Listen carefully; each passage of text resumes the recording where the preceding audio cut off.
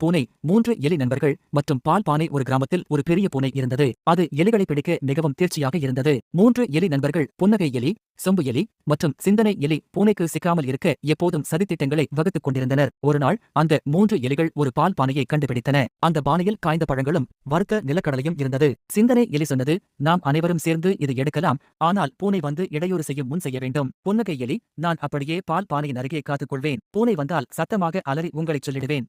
அந்த சமயத்திலேயே பூனை யோசித்துக் கொண்டது, இன்று நான் எலிகளை விட முடியாது. இந்த எலிகளை பிடிக்க நிச்சயம் ஒரு சூழ்ச்சி வேண்டும். பூனை மெதுவாக வந்தது, ஆனால் சொம்பு எலி நன்றாக கவனித்தது. அது உடனே கூறியது, பூனை வந்து கொண்டிருக்கிறது, வேகமாக ஓடுங்கள். எலிகள் உடனே தங்கள் உணவை எடுத்துக்கொண்டு ஓடிவிட்டன. பூனை வெறுப்புடன் பாலை மட்டுமே பார்த்து குரலிட்டது, எலிகள் நன்றாகவே சிக்காமல் இருக்கிறார்கள். அடுத்த முறை எனக்கு வெற்றி கிடைக்கும்.